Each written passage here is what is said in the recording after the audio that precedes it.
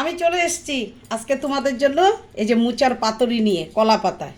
হ্যাঁ, এইভাবে পাতুরি করেছি।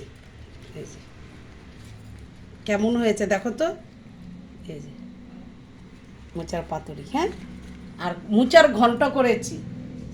আর মানে তিতা করলার মানে সর্ষা বাটা দিয়ে চচ্চড়ি টাইপের করেছি কালো জিরে দিয়ে।